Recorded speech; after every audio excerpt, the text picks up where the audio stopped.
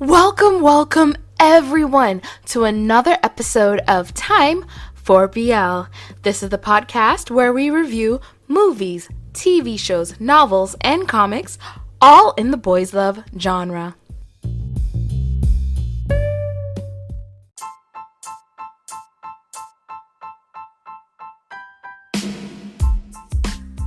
Yay! It's time for Ai Long Nhai, episode 5. In the last episode, the guys started getting all domesticated, moving in together. So where are we gonna go in episode 5? I actually saw the previews on Twitter, but there was no English subtitle, so I didn't really know what was going on.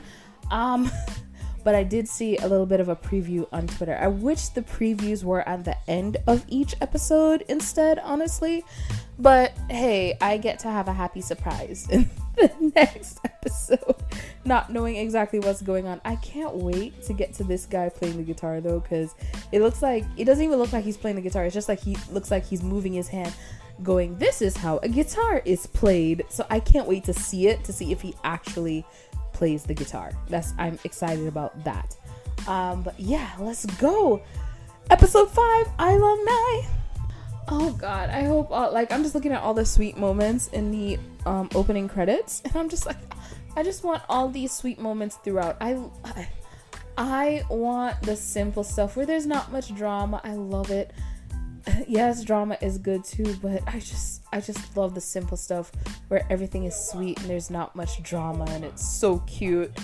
Oh, Nhai being jealous and eating the snack. Oh god, so Jita stepped up her game and decided to hand a snack to Ai herself, and Nhai just grabs it out of his hand and started eating it. So Nhai's getting jealous now and her friends are being nosy. Oh, I can't wait to see this turn out. That's so funny when the friend is like, if Jita is this slow, his friend is gonna get him first. And I find that funny because the friend already has him. For 1 month trial only. Then they'll see where it goes after that. But that is so funny. Like, hey, look at them. The friend's gonna get him first if you don't make your move now. Too late. Okay, so I just noticed this. So remember, Nhai was complaining about the hickey on his neck. And the hickey is still on his neck. He has done nothing to cover it up. And I'm like, is no one gonna bring up that big old red mark on Nhai's neck? No one is going, so Nhai, did they do it in the last episode? I don't recall them doing it in the last episode.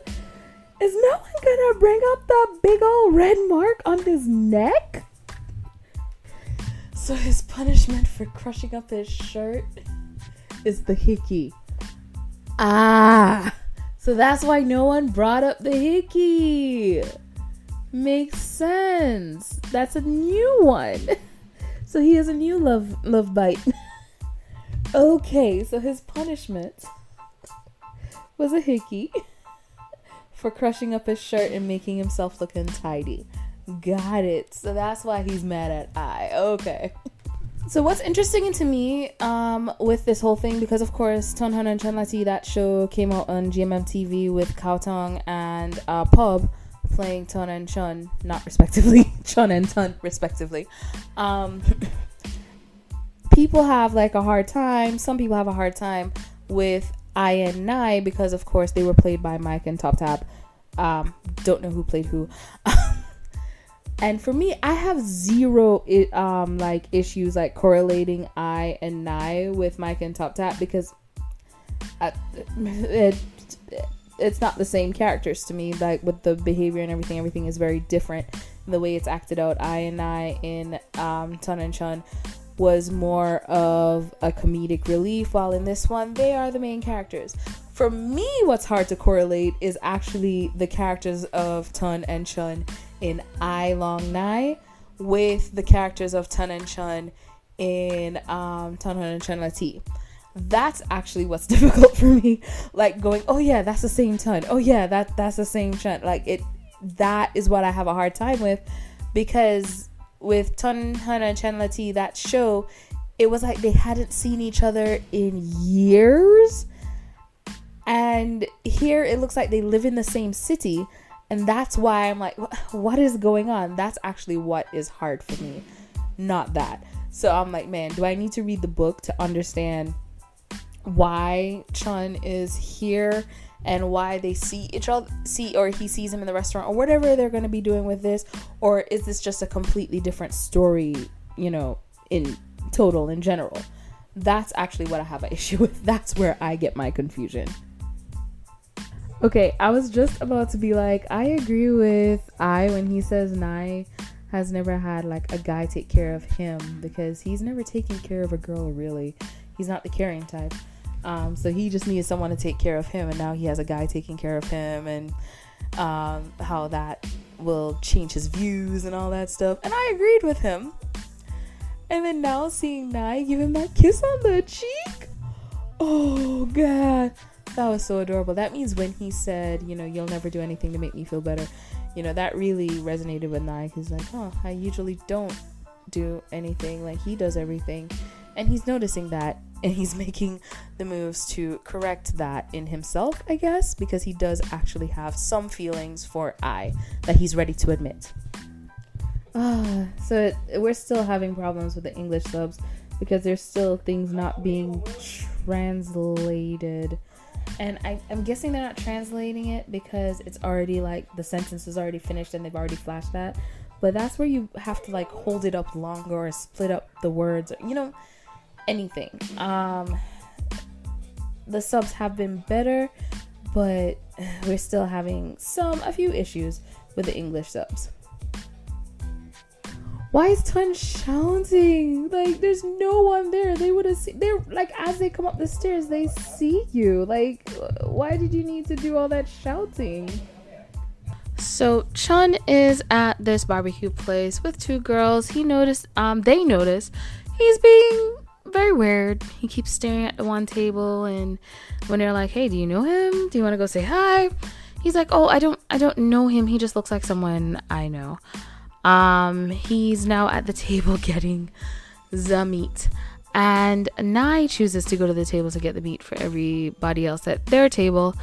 Tun comes over to let him know they need more bacon, and it looks like Chun is about to drop down to hide. So this kind of goes back to my whole thing of how is this working with him, like just avoiding Tun, because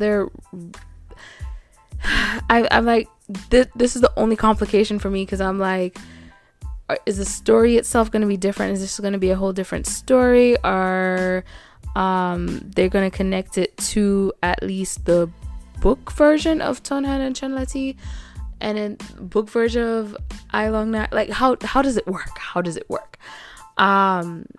Is this just a different Tonhan and Chenleti? Is that how I'm supposed to view them? This is going to be a completely different, like, what if scenario?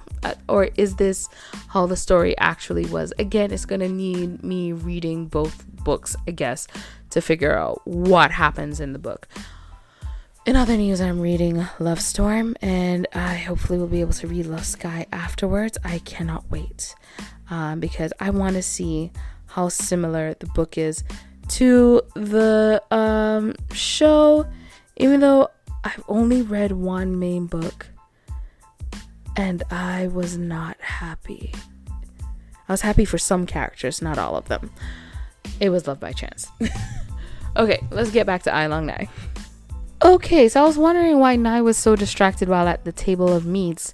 It's because he's looking for Ai to find out what's taking Ai so long. And who's Ai on the phone with? I want to know too. Who the hell is Ai talking to? Is it me, or does that meat still look raw no matter what? Like, I'm trying to see, is that burner even on? Was it too much smoke so they just turned it off and like, all right, don't eat the meat, guys? No, I see red. It has to be on. This is the crap I'm focused on. This is the crap I'm focused on. So Tun did the whole liquor in the water bottle trick. It's not a trick. We've all been there. And now Nhai is drunk, and now Ai has to get him home. Oh, Ai looks concerned from the jump. Oh.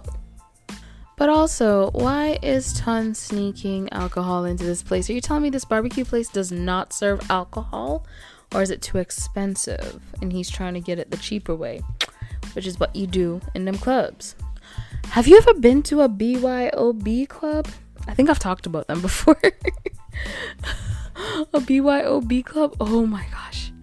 I remember we went to one and we didn't know that's not what it was. Like, we went in and then found out the only thing we could buy was like juice and soda. Like, if you want alcohol, you have to bring your own. And what you do is you can, like, you just pay to bring your cooler in, or pay to rent a cooler from them for your drinks. And I was just like, where are we? Is this the hood? Are we in the hood? Oh my god. We had fun though. We had fun. Oh my god, that's so cute. Ai's like rubbing Nhai's head to make him feel better. And Nhai just curled up into his arms. Oh my god. That was so cute. I love that no one says anything about it. They're just like, oh, Nhai's being clingy because he's drunk. Like, written it off. Nhai. Nhai is the person who takes food home from the restaurant. He couldn't just get a to-go plate? Do to-go plates not exist in barbecue restaurants in Thailand? You have to pay extra for the to-go plate? Is that why he doesn't want to do it? Just in his bag. So he really does just like kiss people when he gets drunk? He's done it before with but I was into it. So is it that his friends usually just push him away? Like, does he really get that affectionate when he's drunk? So this is gonna sound weird, but their affectionate scenes remind me of Guhai and Baidoyin in Addicted, the series. Was it Timmy and Johnny? It reminds, their affectionate scenes for some weird reason reminds me of like their affectionate scenes, the ones where they're actually really sweet with each other. For some reason, I don't know why, but it's just drawing parallels for me, and I don't know why. But now I'm wanting to go back and rewatch Addicted the series. Can Taiwan like take Addicted the series and make their own version? Y'all can even start over the whole thing, do a full reboot. I want a finished Addicted the series, even though like I couldn't finish the book because of that thing. I couldn't fully finish the series. I tried again. I went back and tried to reread, and I'm just like, I need to just skip ahead. But yeah, can Taiwan just take Addicted the series and make their own version? Because we need that completed. I want to see the boys get their happy ever after, and I want to see this chick leave out of their lives, because she really even ropes Bailuin's mom into it, because his mom of course is trying to get him a better life, and she actually thinks, oh, he'll be with this girl and they'll be great and he's gonna go abroad, and it's the whole thing. We need more. I need it. Okay, I had to pause. This is a stupid reason to have to stop and like think about it.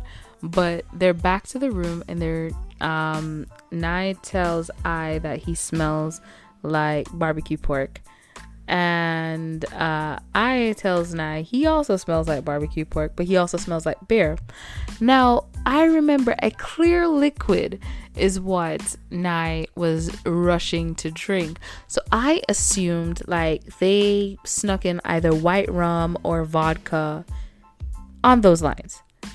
Are you telling me they snuck in clear beer of the clear variety? Who makes that? Is that Samuel Adams? What the hell? Okay, they're talking about the mark on his neck, and I'm still like, my main thing is I'm still surprised no one brought it up in their friend group. No one was like, dude, you got a mark on your neck that is the size of Canada. You got a mark on your neck that's the size of Russia.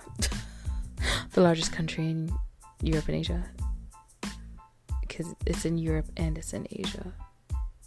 So it's the largest. Is it? I might be wrong. You got a hickey the size of the continent of Africa on your neck. You got a hickey the size of the state of Texas, the largest state in the US. I actually know that one. I suck at geography, but I know some things. And you're telling me nobody has gone, what's on your neck? When did that happen? Who it? Nobody? Like, what kind of friends are they? Truly your friends if they don't talk about the hickey on your neck? Are they truly your friends if they don't make fun of you for having a hickey on your neck? I mean, are they truly your friends? Or are you just acquaintances where they're like, I didn't see anything. But yeah, they're talking about the hickey now and how he feels about having the hickey on his neck, his punishment for crushing up his shirt. Ooh. So when Nhai is drunk, all his little filters have... Oh, I seduce you in the kitchen every morning. If I attack first, it'll be too obvious. Ah, he's seducing him. Interesting. So Nhai here is telling Ai that he has been trying to seduce him every day because he's afraid to make it obvious, because for him making it obvious is kind of embarrassing. So doing those subtle things to seduce him is what he's doing to, attract Ai. And it takes him being drunk to finally admit it, apparently. He can't do it sober because it's embarrassing for him, but now he feels like has the confidence to tell Ai what he wants. And that is actually kind of cute. If he wasn't drunk, it would be cuter, but it actually is kind of cute. Oh, this is actually kind of sweet. This actually is kind of sweet. And that is an end to the night. Oh god, they're about to get it on, but Nhai is drunk, so Nhai is trying to get it out of his system, of course. Nhai is falling asleep on the toilet. And I'd like to say the only place you'll see a bathroom where the toilet seat is up is in a house with 0 women. 0. No woman. If a woman is in a house where the toilet seat is always up, that must be the bathroom she never uses. I will not believe that is the bathroom she uses. If you're a woman who sits when you pee, there's no way you're in a house where people keep the toilet seat up all the time. You're like, yeah, that's cool. Nah. If you sit when you pee and you live in a house with the toilet seat up, I need answers. Why do you allow this? Nah. Wait, he left a mark on his thigh as well? Why not just cover him in red? Just do it all over his body. Go for his toes next. I don't know. Like, why does he not completely red if this is what you're going to be doing? And love bites aren't bites. It's when you suck on that area until all the blood spills in that area. That's so dramatic. Okay, so Jita has finally made her move. Her friends have pushed her to go talk to Ai, because if you don't talk to Ai, somebody else is gonna snatch him up. So you gotta get talking to Ai. Somebody else has already snatched him up. She don't know that. The dramatic part is Nhai wants to go over because of course he's jealous and he wants to get Jita away. He wants to make sure that Ai doesn't give his contacts to her. And Tana pulls him onto the field and is like, nah, we're gonna go play basketball. Let Nhai flirt, because he doesn't realize, of course, what's going on, because we've established Tun is an idiot. Plus the guys don't really know what's going on. 2 of them suspect, Tun does not. And Nhai gets hit with the basketball, which hurts. I've been hit with basketballs. They hurt. Ooh, they hurt. But that, like, I mean, they of course did it lightly because they're throwing it at the actor and blah, blah, blah. But that, I was like, that don't hurt. That I know don't hurt. That'd be like, oh, come on, give me the ball. That's not that in your gut pain. But now he's falling on the ground and everyone's freaking out. Oh no, Nhai. And then I is like, Mr. Duck. I hope that's not a correct translation. I hope he just said duck and not Mr. Duck. They call me Mr. Duck. But also, I guess in this, Nhai now knows that I will always choose him no matter what. Oh my god, he's moving his hair. This is like bringing me back. Oh my gosh. It's just like the cute, like staring in the eyes, and here he is moving his hair gently, all that stuff. It's just so cute. So overall, again, another fluff episode, which scares me because I'm like, he took that call and we don't know what was going on that call. And that's the reason it scares me, because I'm like, when is the drama going to drop? When do we get the drama? Because right now, Jita is nothing, because we know he is with Nhai and she's just a girl who has a crush on him that he has not reciprocated feelings for at all. So I'm really just wondering where all of this is going. I am still enjoying the show. I still love Ai Long Nhai. It's such a sweet watch, and this is just such a relaxing show so far. I really want it to stay a relaxing show throughout the whole series. Please don't change. Don't ever change. But yeah, I'm loving Ai Long Nhai. You definitely need to be watching Ai Long Nhai if you're not. Just so sweet, so chill, so relaxing, so beautiful. Oh my gosh, even like the shots that kind of are a lower quality, because you can kind of see where the lower quality, higher quality shots are. And I do wonder, is it like a different camera, the lighting, what is it? But it's still a show that's put together in a way that I can enjoy it for what it is and just how sweet it is. I just looked outside my window and there is like fog everywhere. It looks like Sleepy Hollow. Oh my gosh. Anyway, thank you guys so much for tuning into this episode of Time for BL. Have a wonderful morning, evening, afternoon, and good night, whatever it is, wherever you are. Bye.